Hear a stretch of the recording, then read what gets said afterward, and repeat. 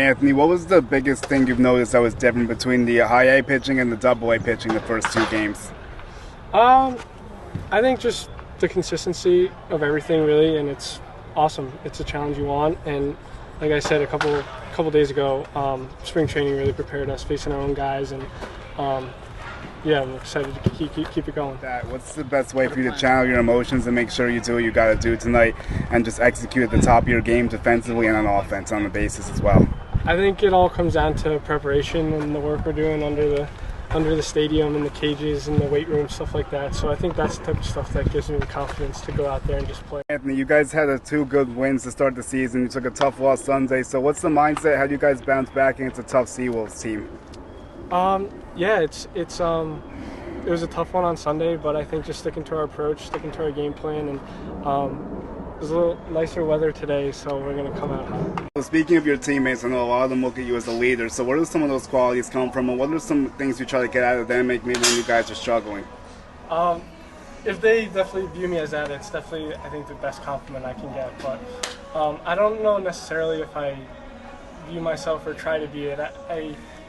I just want to play really hard, and if the team looks to me doing that, then that's great. But I think we have such a great clubhouse that I could name probably half the guys in the lineup that I look to personally as being the leaders on the team. But yeah, I guess I've had a lot of great coaches growing up.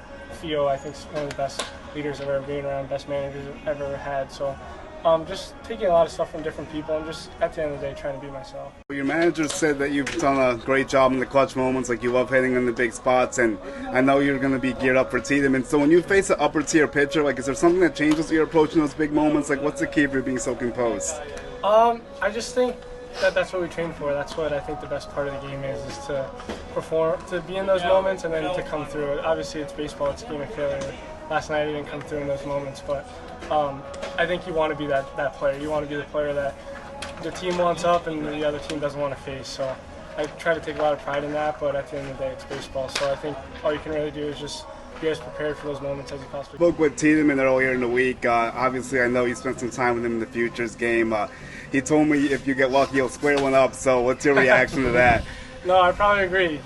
He's pretty electric stuff. We're game planning for him now, but it was fun to watch him in the Futures game, and I know he's got a super bright future. You're doing your downtime and decompress, because I know this has definitely been a lot of the pressure and hype, and you've been doing great with it all. Thanks. It's been awesome. It feels like just after the games when you go home, it's just like it was in the off season, like it was when I was in high school. Honestly, it's a lot more fun now just because we have Max, Perk, and now Wells is living in the house, so it's definitely a full house, and just great times every night.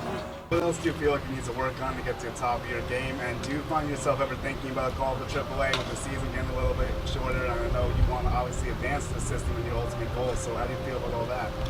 Yeah, I think it's just day by day and staying consistent, trying to be the best pro I can. I mean, we're working on everything here. We're working on defense and our first step and stuff like that, or hitting. We're obviously working against a really tough machine today. Different stuff every single day to just work on our objectives. And for me, I mean, the competition here is awesome. So I just feel like as long as I'm trying to improve every day on top of playing and learning the game and getting a lot of games under my belt, that it's kind of regardless of where I play, I just try and play the best I can. Back to the Futures game, I know you have a good relationship with Jack, obviously, and you got to catch up with Jason and Ken. So what was it like interacting with them, and what was the actual game experience like? It was super cool to see them, and then, like you said, the game experience, to watch them and see how well they did was pretty awesome. I was hoping I was going to play behind Jack, but I got the best seat in the house, and then I got to watch him, and then I was in the hole when JD hit that bomb, so I was super happy for him, and not surprised, to say the least. So speaking of another teammate, how pumped were you when you heard the news Pereira was coming to join you? Yeah, I was so excited. It was kind of the same thing with Wellesley. Like, we were kind of all expecting it and hoping it would happen, but I knew how hard he works in spring training and how electric he is, tools-wise, but then also just as a person and his personality. He fits right in with our clubhouse and what we're trying to do, so it was great to have him up here.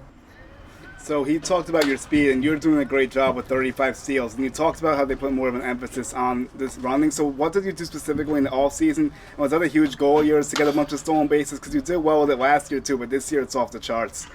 Yeah, so last year was kind of our first year in the system that our base running coordinator, Matt Tellerico, kind of started introducing us to. So we definitely felt comfortable with it and we put a lot of work into it. But I mean, he said in spring training that all his teams the second year was when everyone really started taking off. So I think this offseason, aside from the technique and getting good jumps, we worked really hard on our sprint mechanics and trying to get faster along with what he was teaching us, which was how to get better jumps. So we did a lot of sled work, a lot of motion. They videoed us, and it was really individualized. So between all the work that Matt Tellerico did and then my trainer back home, Mike Baker, that I've been working with for years, we really worked a lot on speed.